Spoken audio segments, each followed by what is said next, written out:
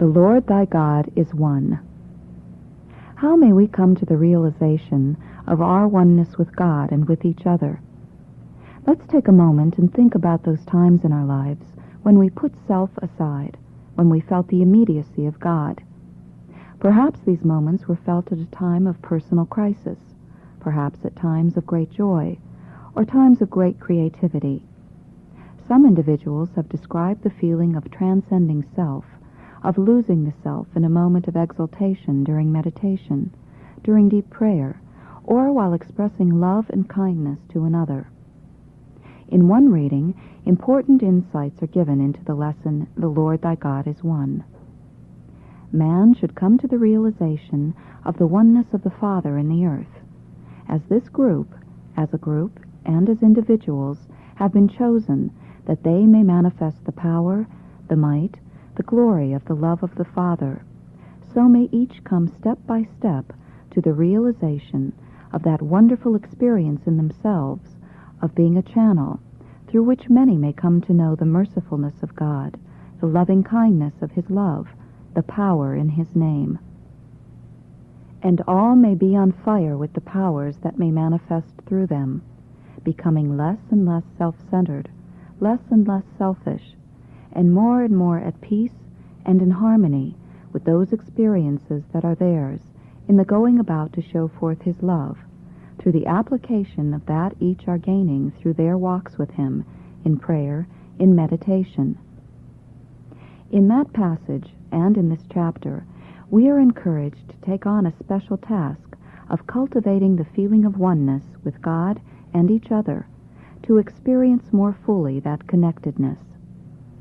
Many of us can recall times, too, when we have experienced that alignment and transcendence. For example, when we've been witness to a fine symphonic group as it performs a concert that uplifts both the audience and the performers. At these times, we can feel the musicians transcend their personal limitations and realize a collective synergy.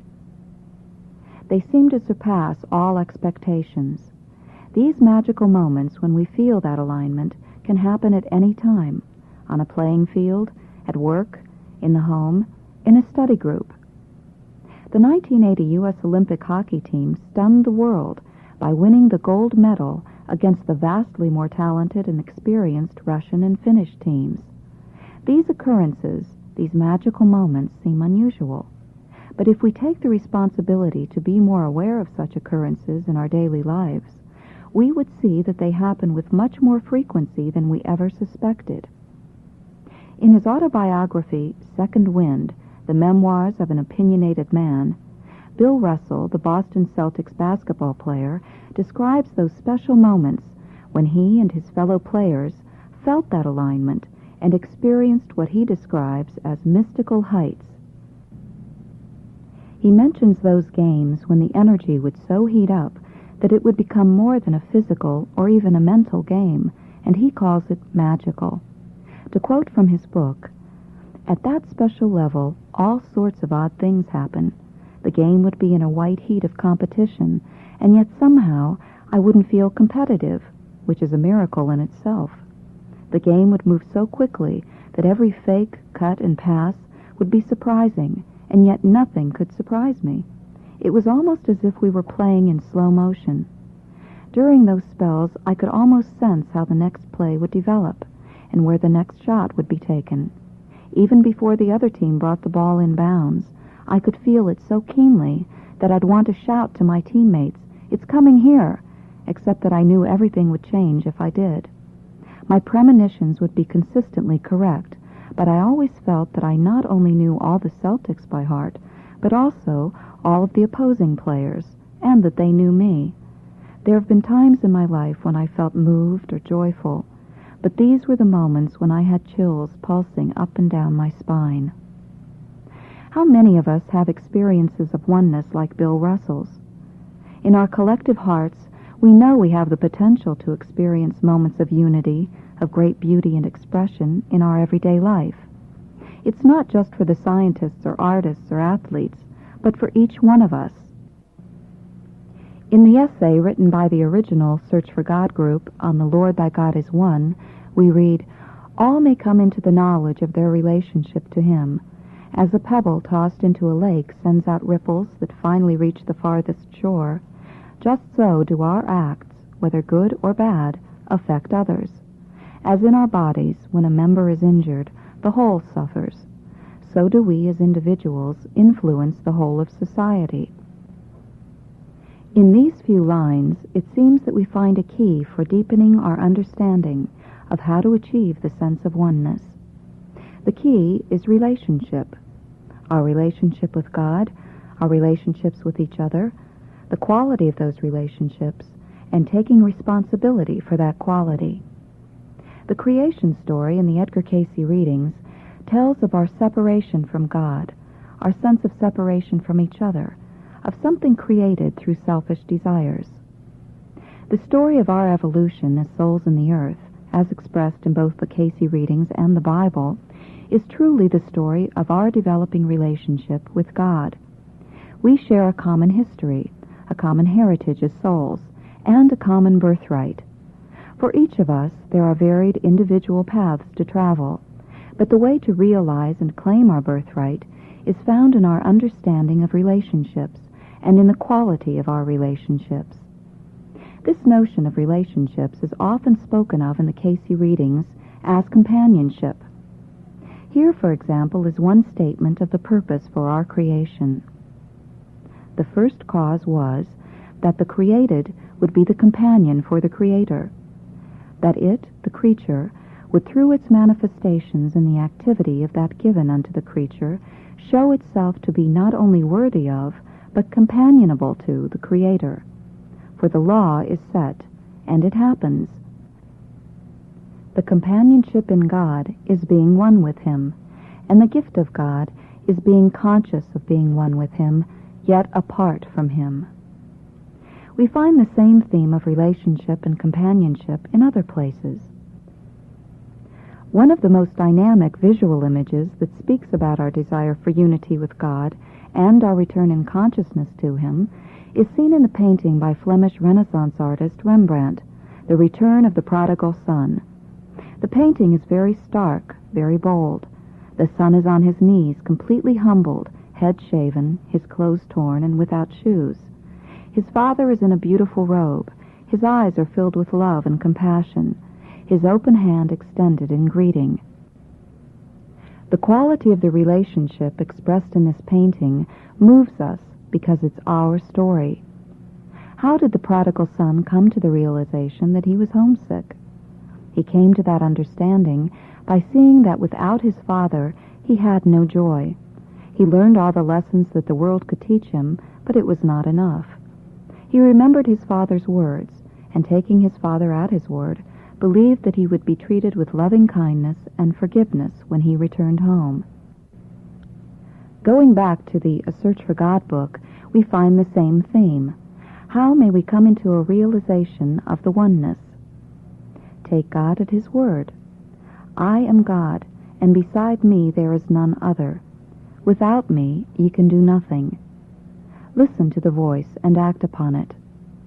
In other words, we are invited to meditate, pray, listen, and believe.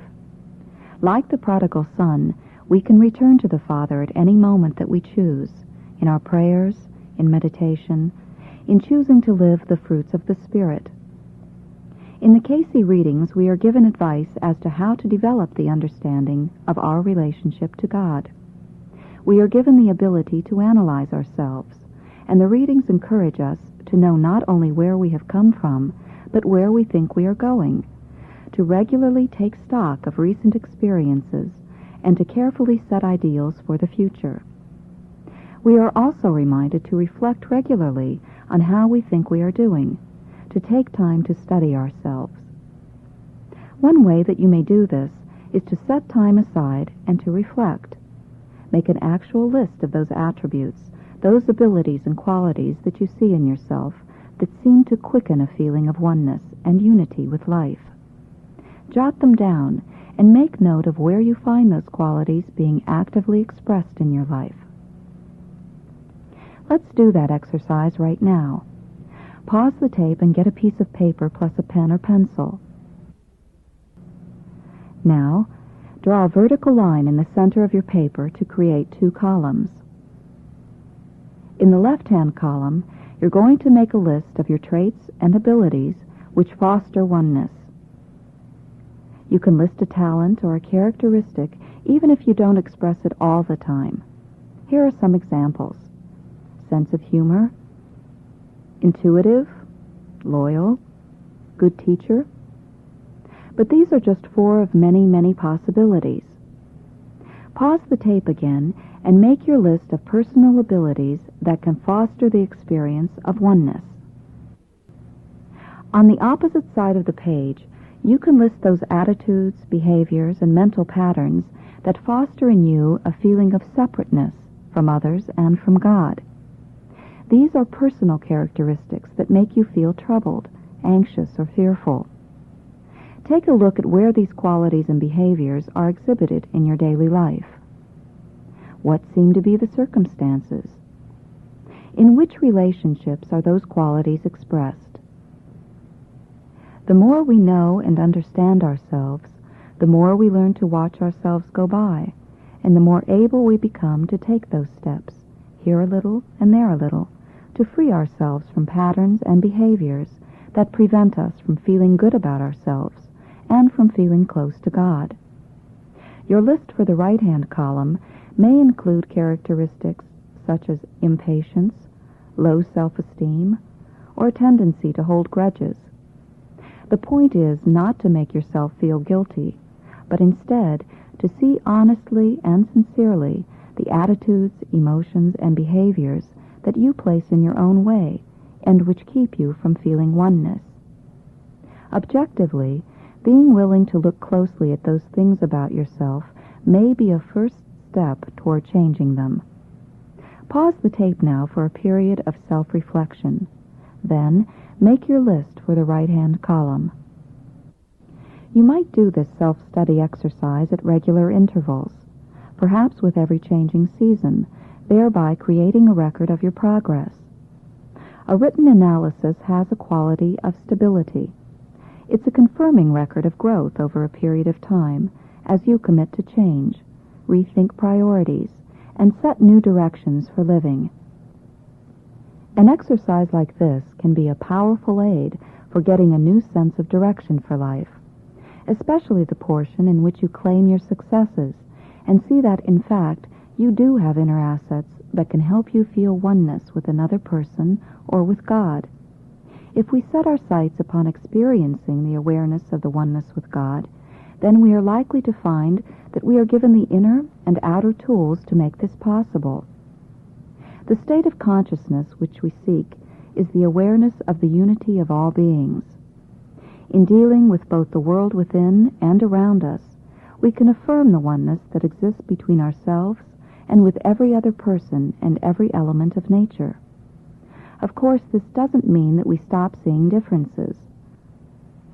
Oneness is not a homogenized mix. It's relationship. What we can strive for using our soul assets is to affirm continually that life is meaningful and that we care about our relationships. Sometimes you may need to get angry at someone, but if it is done as an expression of really caring about the relationship, then it can be an expression of oneness. There's another way in which our interpersonal relationships can stimulate the feeling of oneness. It's a point of view that involves seeing the flip side of a well-known principle. The faults in others that irritate you the most are probably your own worst faults. Sometimes the use of that principle inclines people to feel guilty, but perhaps this wouldn't happen quite so quickly if we would remember that the corollary principle is also true. When we see the good in another, it is because that same goodness is in us. Seeing another person express the spirit of the highest that we know awakens us to the bond that joins all humanity. Take a moment now and experience this principle. On the back of your 2-column worksheet, write down the name of someone with whom you've had a troublesome relationship lately. Then make a list of 3 qualities you really admire about that person, despite other problems you may have with him or her. Pause the tape and do that now. a name and 3 qualities you admire. Now, with your list finished, close your eyes and see the face of this person.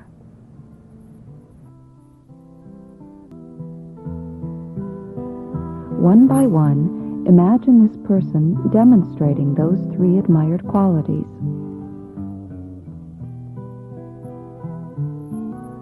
Now, feel how those same 3 qualities are in you. Maybe not in quite the same way, but they are there. As you recognize this, feel your oneness with this person as a soul. Now pray for this person. And pray for your relationship. Now slowly open your eyes once again. The importance of relationships is also found in a recent article in the ARE magazine, Venture Inward. Dr. Harmon Brough takes issue with the title often given to Edgar Cayce, that is, the psychic. The psychic, seen as a man of power, was something Dr. Brough felt was most inappropriate in describing the man Edgar Cayce. He states, not powers, but relationships were at the center of his life. The relationship yielded powers, to be sure. Great love does. Cayce's central relationship was with the Father, most often as he found him shown in the Son, the Galilean, whom he called the Master. Out of Cayce's odd and tender devotion, tested and toughened by his failures, he found remarkable results in capacities to help others. The point is this: the cry of his heart was not for greater powers. It was for a fuller relationship with his Lord. Such companionship with God in humility and in heroism lives in prayer. Prayer is the hallmark of the mystics and friends of God.